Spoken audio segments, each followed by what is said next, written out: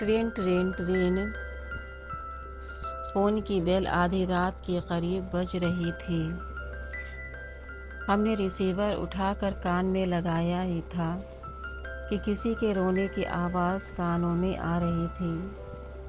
Hello hello, आप कौन बोल रही हैं? जी मैं सिद्रा बोल रही हूँ, वो बामुश्किल परेशान होते हुए बोली।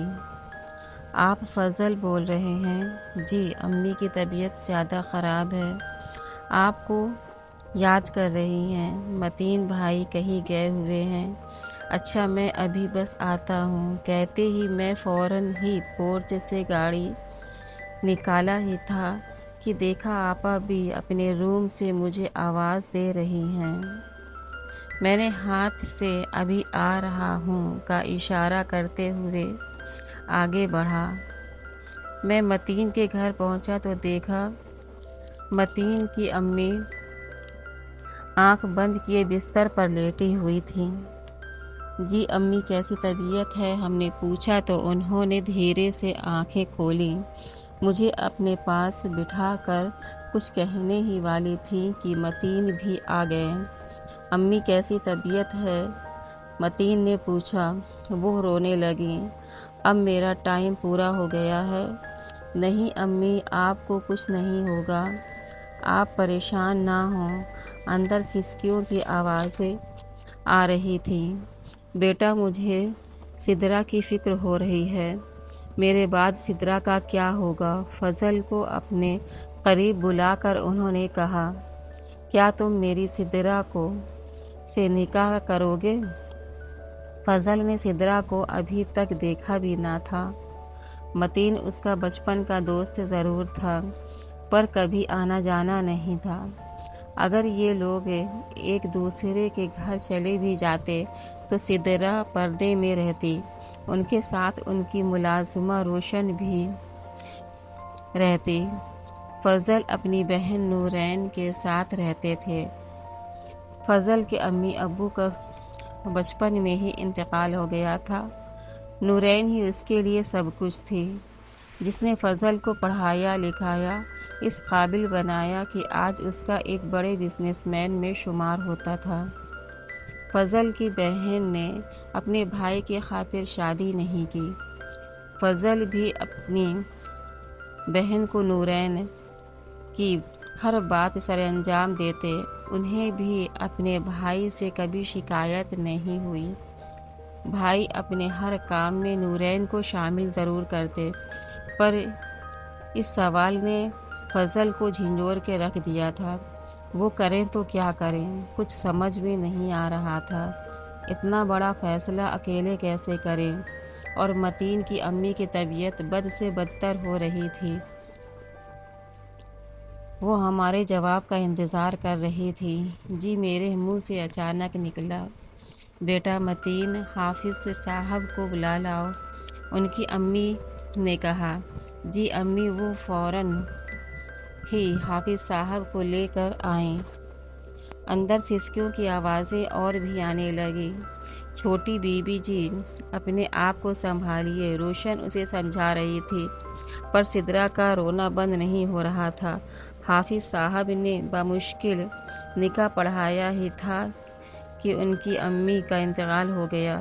सिद्रा का रोना बंद नहीं हो रहा था, मिट्टी जा चुकी थी। मतीन भाई उसे समझा रहे थे। रात का पहर था, सभी अपने अपने कमरों में जा चुके थे। तभी रोशन ने आकर सिद्रा से कहा, फजल साहब आपसे मिलना चाहते हैं। वो जो अपने रूम में गई थी, भेज दीजिए, सिद्रा ने कहा। रोशन ने उसे अंदर रूम में ले गई। उसने सिद्रा को पहली बार देखा था। भीगी आंखें, सुर्ख चेहरा, वो बेहद हसीन लग रही थी। फजल उसके करीब बैठकर उसे समझा रहे थे। काफ़ी देर तक वो उसे समझाते रहे, उससे बातें करते रहे। कल फिर आने का कहकर चले गए। रात भी बहुत हो रही थी। घर पहुँचे तो आपा भी इंतज़ार कर रही थी। मुझे देखते ही उन्होंने पूछा, क्या हुआ? मैंने उन्हें सब कुछ सच सच बता दिया। सिवाय शादी के मुझे उन्हें बताने की हिम्मत ही नहीं हुई। निकाह की भी अजीब मोहब्बत होती है। सिद्रा से निकाह के बाद मेरा भी कुछ ऐसा ही हाल था।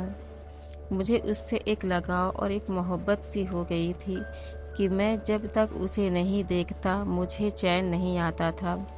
मैं रोज़ घर जाता, उन्हें समझाता, उन्हें दिलासा देता, पर आज 3 दिन हो गए थे। मैं ऑफिस के काम की वजह से जा ना सका।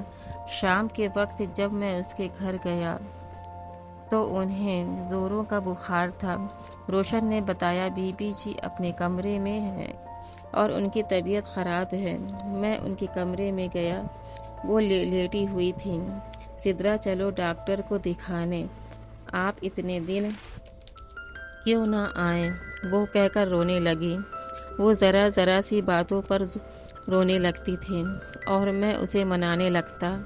मैं उसे डॉक्टर को दिखाने के लिए ले गया। घर लाकर उसे दवा खिलाया। कुछ देर बाद चीत के बाद मैं घर चला गया। दूसरे दिन शाम में मैं जब सिद्रा के घर आया, मौसम बहुत खुशगवार हो रहा था। सिद्धू, मैंने कहा चलो तैयार हो जाओ, चलो घूमने चलते हैं। बीबी जी आज आप तैयार होकर जाएं, फजल साहब को अच्छा लगेगा। सिद्रा ऑरेंज रंग के सूट में, उस पर मैचिंग ज्वेलरी थी और लाइट मेकअप में वो बेहद खूबसूरत लग रही थी। फजल की नज़रें कुछ देर उसे घूरती रहीं, फिर जैसे ही उन्हें कुछ याद आ गया हो, चले सिद्धू बैठे, वरना तो वक्त हो जाएगा। आज फजल ने उसे बहुत देर तक बाहर की सैर कराते रहे और डिनर के लिए एक अच्छे होटल भी ले गए। आज बहुत मज़ा आया, फजल ने सिद्रा से कहा तो वो मुस्कुरा दी। फजल ने आज उसकी मुस्कुराहट पहली बार देखी थी। बड़ी प्यारी मुस्कुराहट थी। रात काफ़ी हो गई थी। सिद्धू, लगता है आज यहीं रुक जाएं, आपकी जैसी मर्जी। आपा भी फजल के रिश्ते के बारे में सोच रही थी। इस टाइम फजल के एक रिश्ते आए हुए थे। फजल, देखो ये कुछ फ़ोटोग्राफ हैं, देख के बताएं। फ़ोटोग्राफ आगे बढ़ाते हुए उन्होंने कहा, आपा भी अभी मुझे किसी काम से जाना है, कहते हुए फजल ने बात काट दी। जब भी वो रिश्ते की बात कहती वो फ़ौरन ही बात काट देते। वो सोच में पड़ गए, आखिर बात क्या है।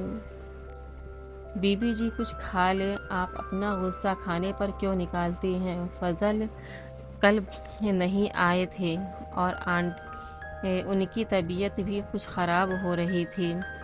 बीबी जी, फजल साहब आए हैं, वो अपने रूम में हैं। सिद्रा जैसे ही गार्डन से अंदर दाखिल हुई तो रोशन ने बताया, सिद्रा का चेहरा उतरा हुआ था और आंखें भीगी हुई और तबीयत अजीब सी हो रही थी। तभी रोशन कमरे में दाखिल हुई। बीबी जी कुछ खाना ले आए, आपने सुबह से कुछ खाया नहीं। रोशन, मेरे लिए तो नहीं, खाने का बिल्कुल भी कुछ मत लाना, दिल नहीं कर रहा है। फजल ने नाश्ता मंगवाया या बड़े प्यार से उसने सिद्रा को मना कर नाश्ता कराया ही था कि कै हो गई। फजल ने फ़ौरन उसे डॉक्टर के पास जाने को कहा। फजल साहब, आप इन्हें किसी लेडी डॉक्टर को दिखा दें। अच्छा, कहते हुए वो उन्हें दिखाने के लिए गए। कुछ चेकअप के बाद डॉक्टर उन्हें खुशखबरी सुनाई। फजल बहुत खुश थे। घर आकर वो काफ़ी देर सिद्रा के पास बैठे रहे, उन्हें हिदायत करते रहे, पर सिद्रा का रोना बंद नहीं हो रहा था। सिद्रा परेशान ना हो, आपा को जैसे ही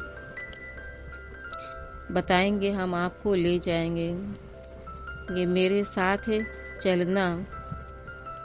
उसे किस बात का डर था पता नहीं। एक दिन भी अगर फजल ना आते तो वो परेशान हो जाती। आज उसकी कुछ अजीब सी हालत हो रही थी, उसका रोना बंद नहीं हो रहा था। फजल भी बहुत परेशान हो रहे थे। ऐसी हालत में डॉक्टर ने उन्हें रोने को मना किया। सिद्रा उठो, बाहर आओ। उन्होंने सिद्रा को कार में बिठाला और गाड़ी आगे बढ़ा दी। कुछ देर बाद सिद्रा ने देखा गाड़ी एक बड़े से गेट के सामने रुकी। वॉचमैन ने गेट खोला, गाड़ी लाउंज में दाखिल हुई और आपा भी बाहर आईं।